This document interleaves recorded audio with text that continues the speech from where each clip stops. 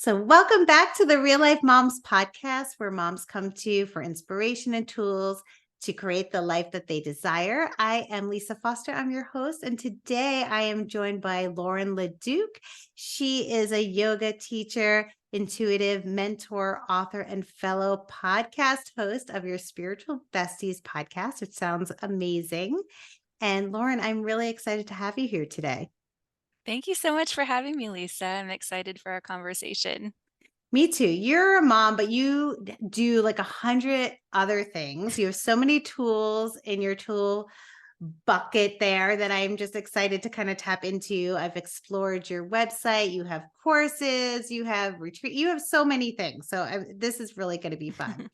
So maybe you could just start by telling us a little bit actually about your passion, because you really like to help women to love themselves and embrace their wholeness. So would you mind just telling us a little bit more about what that actually means to you and why do you think that's so important for us?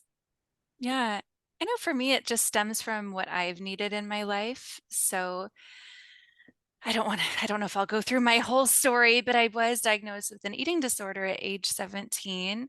And the time leading up to that, I was like really trying to fit into this good girl box. And I live in the Midwest, it's the Bible Belt. There are very, I'd say, like kind of constricting or confined ways that women are supposed to act. And there's this very specific trajectory for life. And I just realized I wasn't fitting into it and kind of crashed and burned, which set me off on about a decade of healing and self discovery and failure and fun and experimenting and all kinds of stuff to really figure out like who I am, what my strengths are. And it led me to teaching yoga, which I started at age 29, so 10 years ago. And in yoga, everything just kind of clicked into place. It was like everything I had quote unquote failed at suddenly made sense because I was using all these skills in my career. And my path to spirituality was so individual, and yoga provides the path in a really like open way that allows for like individual experience. And that also opened me up to this concept of like sacred feminine, which I hadn't heard of before growing up. But I grew up with this very specific idea of who God is and what he does and what to do, how to believe, how to like get to heaven, for instance. And I'm not here to bash any of that, but just to say that by opening up my mind and connecting with my own spirituality, I was able to really like see how much of the world worships what they believe and not necessarily take that on, but just have my mind open to what's possible, if that makes sense. Mm-hmm. And I started seeing goddesses, and it was the first time I really like saw myself in the divine and the divine in me. And I started learning about all of these different aspects of goddesses. They're not just these beautiful ethereal things. Like there are ones who are destroyers, there are ones who are warriors, there are ones who are mothers. They really run the gamut.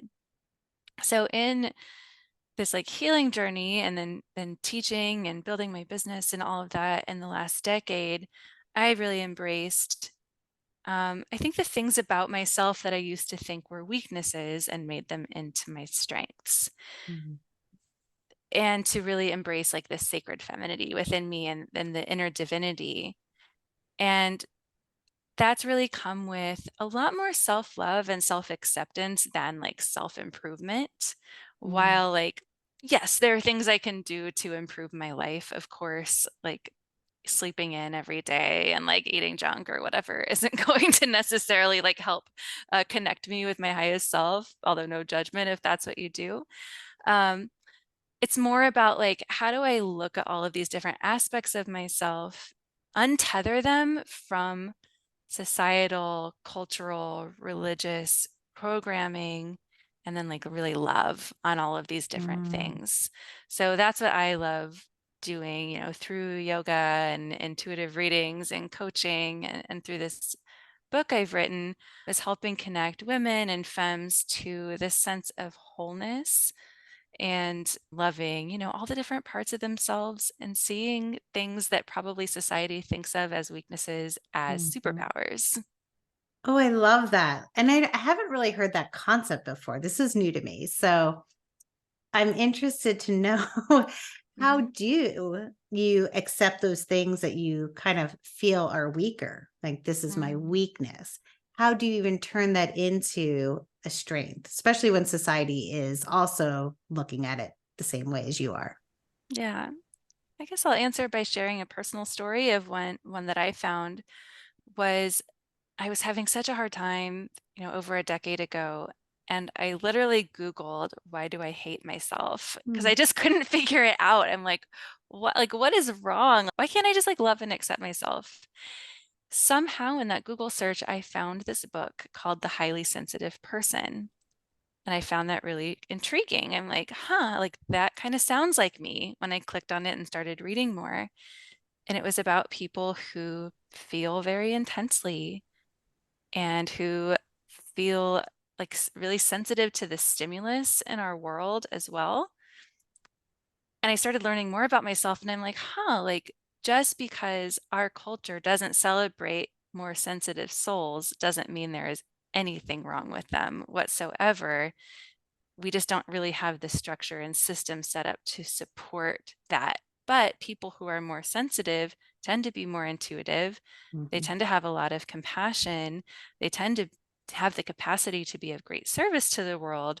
It just requires a certain level of self care. And I think a mhm, certain level of community care as well. So for me, that's one example of taking something that seemed like a liability mhm, and turning it into an asset because it's something I value and certainly use a lot in my work life and in my mothering life as well.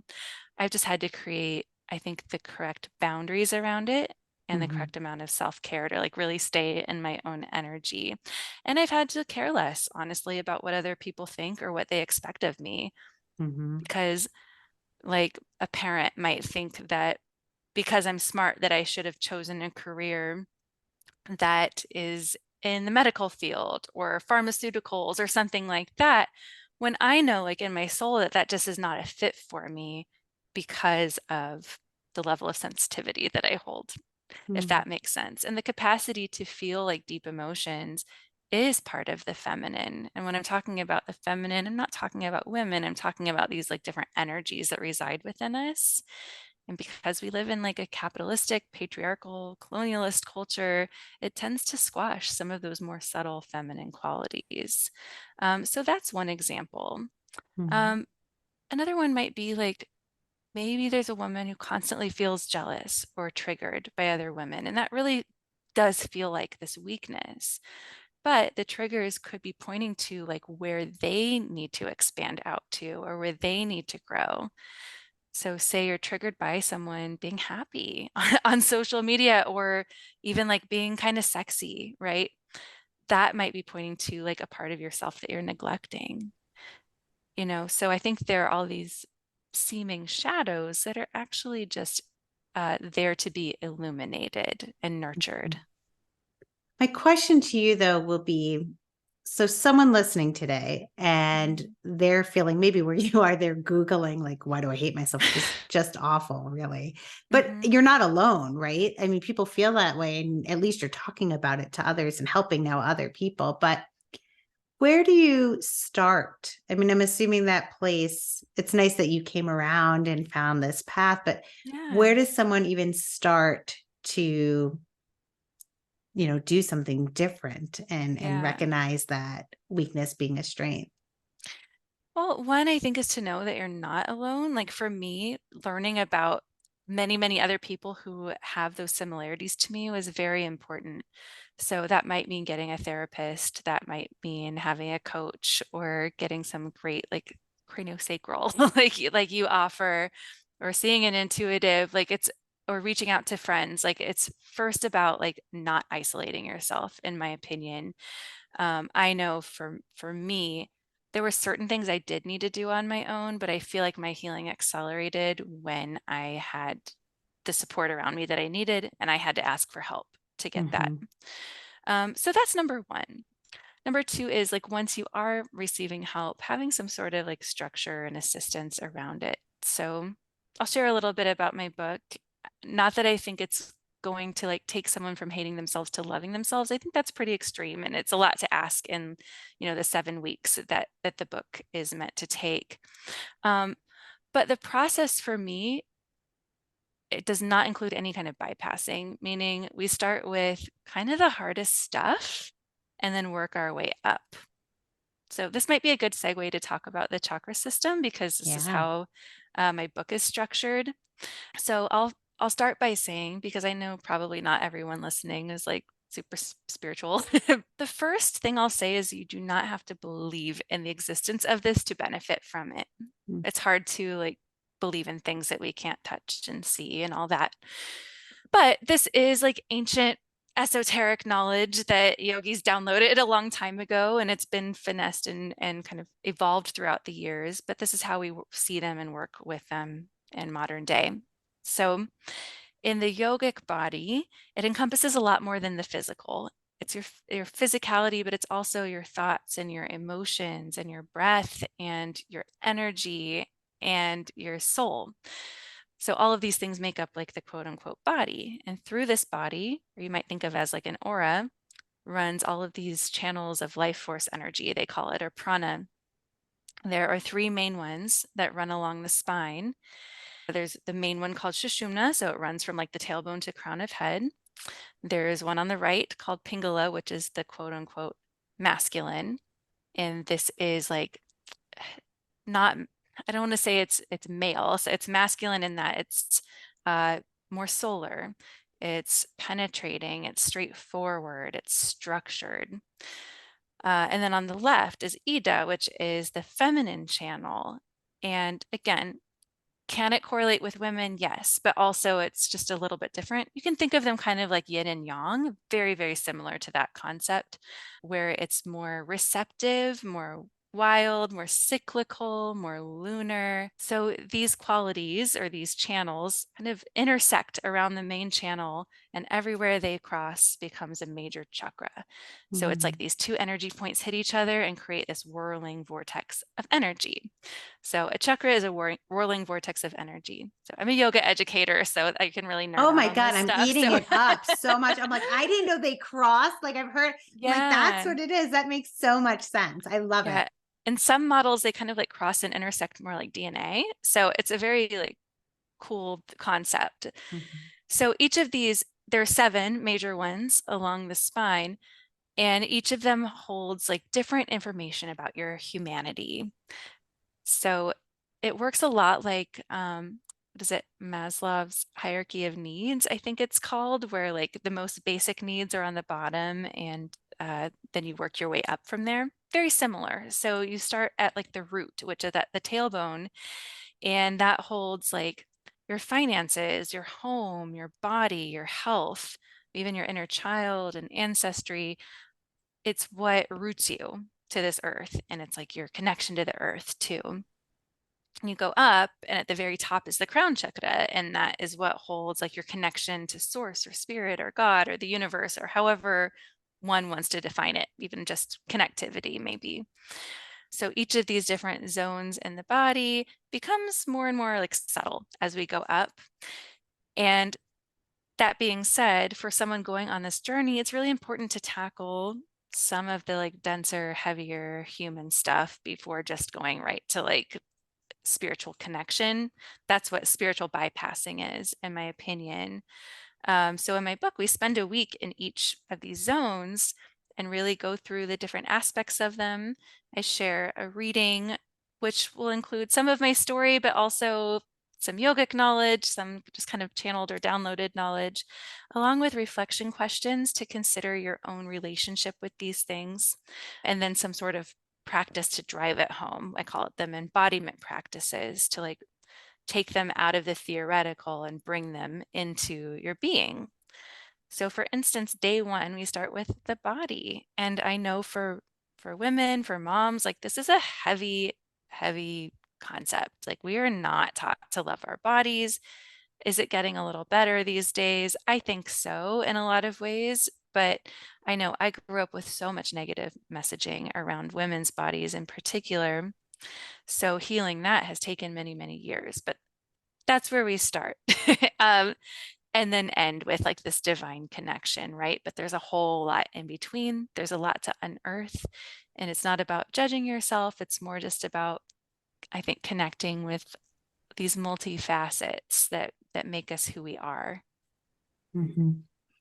Yeah, that is amazing. I love how you explained the chakra system itself. It's funny. You have an online, like, I think it's a quiz that Yeah. you check your superpower chakra, something like that. I did that and I ended up a mystical mama with, I guess, the third eye. Yeah. So Yeah, it's that kind of was a fun. simple quiz, but it definitely shows you like where some of your strengths lie. Mhm. Um, and theoretically, we'd like them all working together in a balanced way, but I do think some people do show strengths in one area or another. So it's kind of fun to Yeah. see. That was fun. And I feel like that one I'm typically drawn to. So I feel like, oh, that makes sense. But so here's a question for you. Balancing, I'm assuming these chakras, and I could be wrong with this because you're the expert here, but balancing these chakras seem like that's where kind of like optimal wholeness, optimal health would be. Is that Mhm. correct? Yes. So how does one do that? So it's a process. You can, work through my book. That's one way to do it for Number sure. one, and we have to say your Yeah. book's name because we haven't mentioned Oh, it. It's okay. Embody Your Inner Goddess, Hmm. a guided journey to radical wholeness. So yes, Yes. that is your book. Thank you. Yeah, there are many different ways. I would say just learning about them is a really great way to start because it's hard to like wrap your head around how to heal and balance them if you aren't pretty familiar with what they are. And then there are different tools, like there's different body work, but like Reiki is a really great tool to like receive hands-on healing for the chakras. Um, some sort of like intuitive reading can be great. I do chakra readings for people, so I actually like look at them. Also, working with like a somatic coach could be great because you actually are like feeling into the bodily sensations of these areas. Yoga is also an awesome way to connect. But I'd also say like having enough space and stillness, which is not always an easy thing for moms to really be able to listen inwardly, is a great place to be as well, because your body holds so much information. It has so much to tell us. And even just by tuning into its physical sensations, we can start to feel where we might be blocked. For instance, there might be a subject that when you think about it, your throat just all of a sudden starts closing up, right? And that might show an imbalance in the throat chakra, especially when it comes to whatever subject that is. It might be like money, it might be relationships, it might be like something you need to tell somebody and haven't told them yet. So that's one example of the body just knowing what's up a lot of times if we're able to tune into it. I also have an introductory course called the 7-Day Chakra Makeover that's on my website. And it's a really great way to familiarize yourself with each one, to feel into it, to answer some reflections, and then to do like a 10-minute practice for the set each day for the 7 days. So it's a really great way to feel where you might be blocked and then practices to help start moving the energy. Mhm. Yeah, those are great. Now, is there something that you tend to recommend to maybe the clients that you see um, that they do kind of on their own at home that helps also balance themselves? Is there like a go-to thing that you like to recommend? It's hard to say for go-to. So when I'm working with a client, I'm looking at them individually. So Hmm. everybody's chakras hold different balances and imbalances. Also, know this isn't a fixed state. They're going to kind of like how your mood changes, they'll change a bit. So usually when I'm working with them, I will intuit different practices that can help balance them out. And that's their homework to do. Hmm. So it's hard to say like there's one Totally. particular thing to do when there are typically a lot. Yeah. Oh, No, nobody's yeah, the same. So yeah, I get that. no. I will say though that having some sort of practice to help quiet the mind is essential for everybody. or at least to be able to pull back and see the noise or hear the noise in the mind. It's part of our human nature is to have so much mind chatter, anxieties, memories, thoughts about whatever. I think when I became a mom, that went like off the charts too, just with some postpartum anxiety for sure. So a lot of times I don't think just sitting is going to help create that space. A lot of times you have to work it out through the body first. That's what I have to do at least, just because so much of that actually lives in the body. So I might need to take a walk. I might need to dance. I might need to do yoga. I might need to lift weights. It just depends on the day before I can sit with myself a little bit more. There's also simple things like, uh, just not having headphones in all the time that can help, or driving without music every once in a Mhm. while. Or if you are listening to music, doing nothing else but that. Or, these are just mindfulness practices. If you are with your kids, like be with your kids, right? Mhm. Like those are really simple things you can incorporate through your day to create more spaciousness and more stillness throughout the mind, because it's really hard to operate and function with all of that mind chatter. We call it chitta in yoga. And when we still that a little bit, it's much easier to hear our intuitions. And for me, am I an intuitive? Yeah. Do I think everyone has the capacity for that? I absolutely do.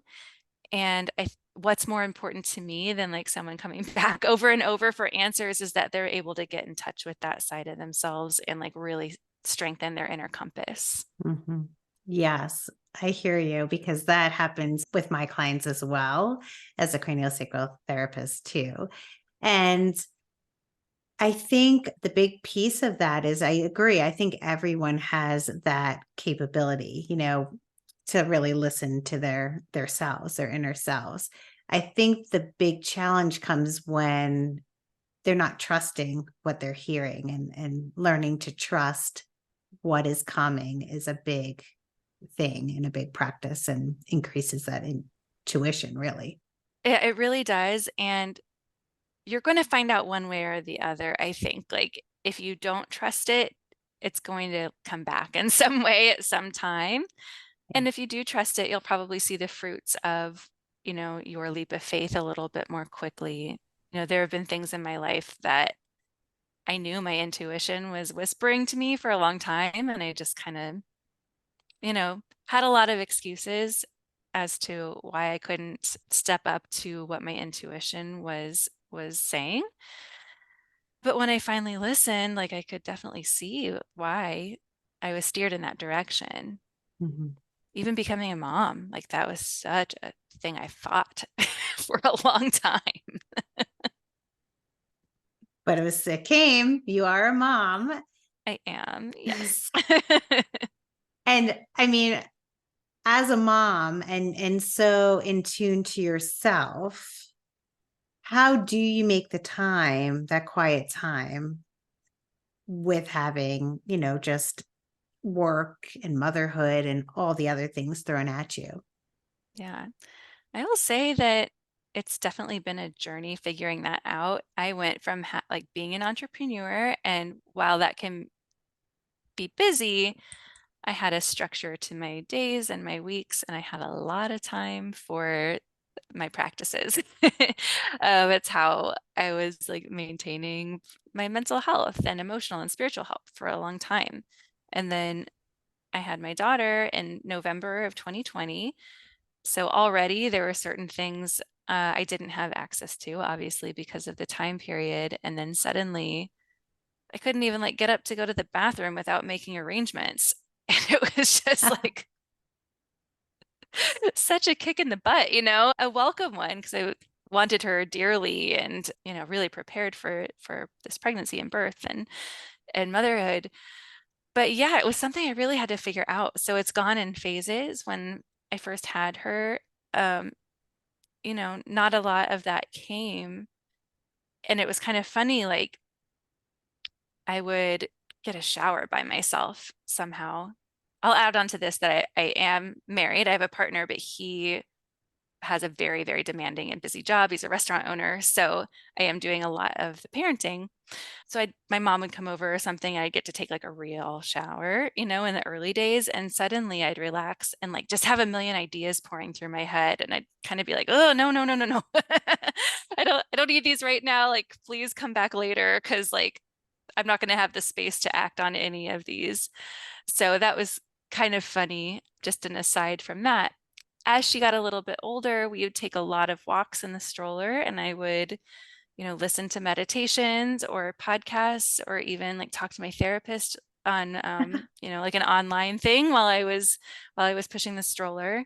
So that was how I connected for a long time with her. And now she's nearing 3, and she's old enough where every day, she plays with her toys, and I'll put on a toddler show on YouTube or something like that while I do my movement and I do my breath work and meditation.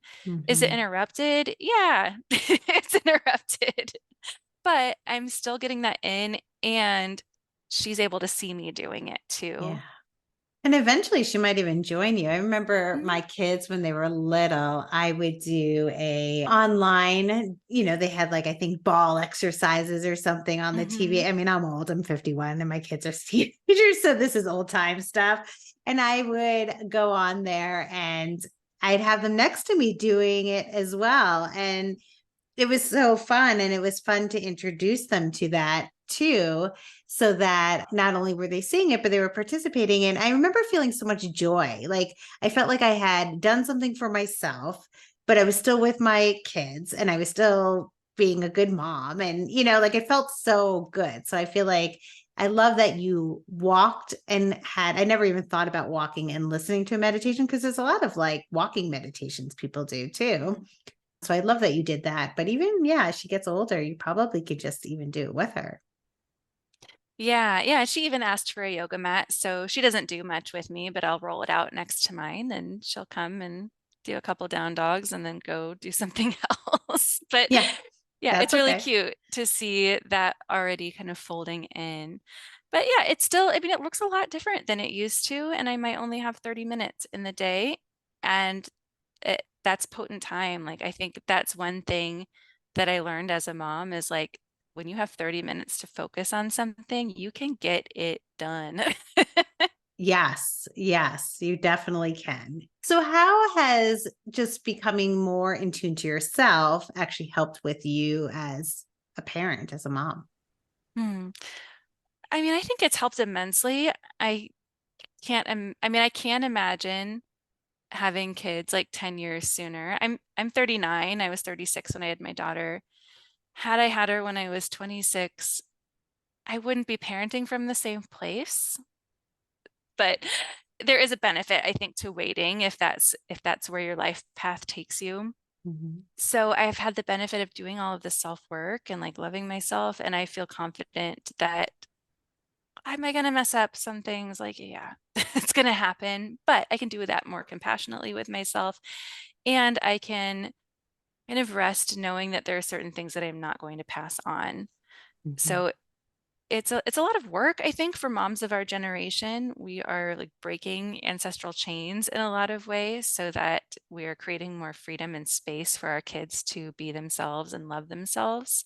Mhm. But I kind of see it this way. Like, I have a lot of student debt that I'm still paying off, and we're saving for my daughter's college. And it kind of feels the same way with like, okay, I'm cleaning up all this energy and work and providing like the path and space for her to thrive. So it's a lot, I think, but it definitely is worthy work. And I'm really glad that I did it, because definitely like the same things came up for me that come up for a lot of moms during pregnancy and birth. Like, there's definitely a lot of like looking outside of myself for answers. There's so many like you could Google anything these days. So like your kid coughs, or like, I don't know, anything, and you can go down rabbit holes.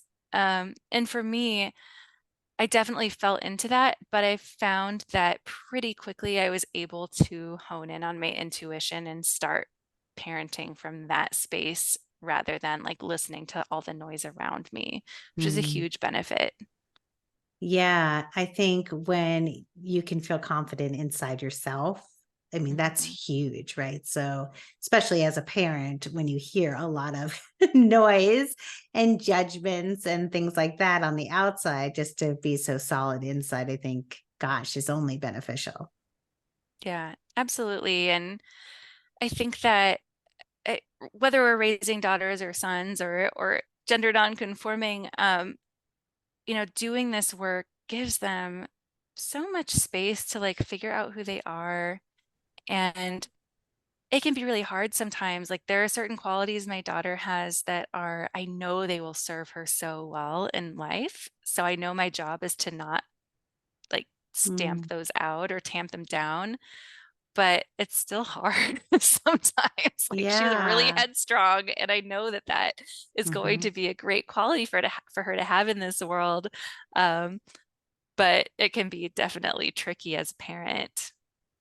Yeah, and coming from what you know, it's like I'm not going to call it a weakness, but I'm going to call it a weakness, right? Like it's almost like in society being headstrong as like a 3-year-old, it's like, oh my God, they're such a tough kid, right? Like they're not the easy kids. So they get all these like names on them.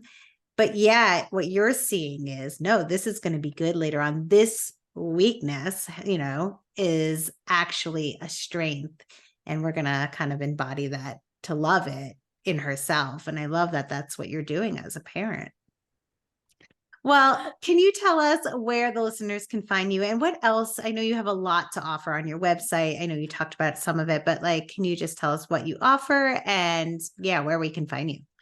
Yeah, so you can find all my stuff at my website, which is laurenleduc.com, LaurenLeduc.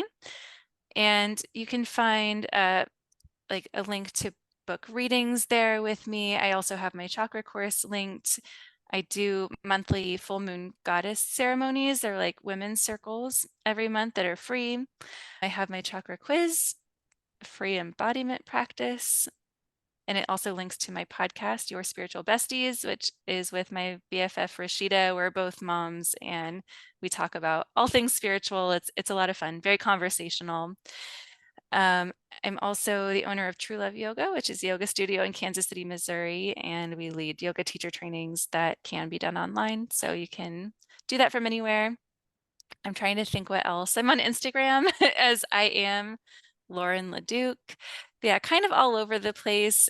And I mean, it's a whole other conversation, but becoming a mother has really inspired me to create content that can be done at any time and that can be used over and over. It's great for my time that I'm not having to teach the same things, in person constantly. And at the same time, I've designed all of this content to be really usable by people in a similar position as me. Like even the book, it's meant to take about 15 to 20 minutes of your time every day instead of like something that you just sit down and do all at once. And like I was talking about earlier, like that's what I needed. And that's what I Mhm. still need at this point in my life. And many of us are really busy. So I think just having that like potent time to connect is so important. So lots and lots of ways to do it.